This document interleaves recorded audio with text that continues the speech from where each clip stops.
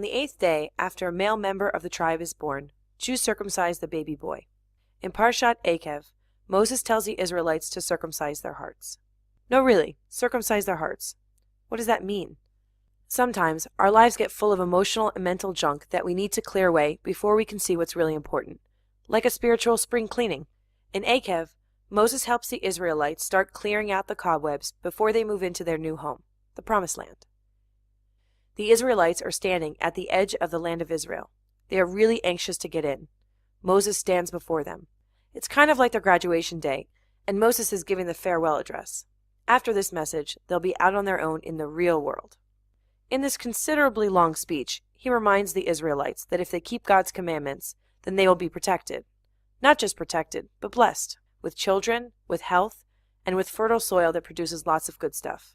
The Israelites could have been rolling their eyes at this point. We get it, Moses. Just let us enter the land already.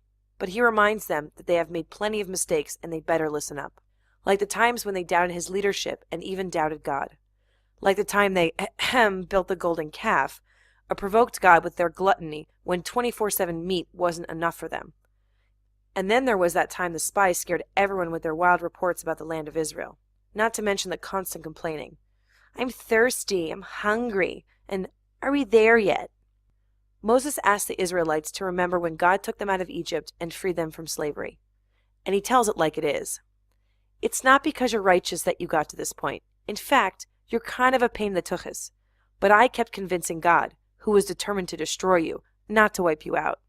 He continues, you've made it this far, you're about to cross the Jordan, and there's no reason to fear anything that awaits you. In fact, I'll even give you a sneak preview. It's a land of wheat and barley, and grapevines, and fig trees and pomegranates, a land of olive trees and date honey. P.S. These are known as the 7 species, the 7 fruits and grains that the land became famous for and that we have special blessings for today. So in this place, Moses says to the Israelites, you're going to prosper and build houses and family and wealth, unlike the wilderness where you've been wandering for 40 years, not settling down or growing anything. But, Moses warns, don't get haughty and say that you made it all happen. You have to remember to give thanks to God. Then he teaches them what is today the second part of the Shema, one of the most important prayers that Jews say. It includes clear instructions that you should serve God with all of your heart and all of your soul. But what does that mean, with all of your heart? And then what did he mean a few minutes later when he also told the people, circumcise the foreskin of your hearts?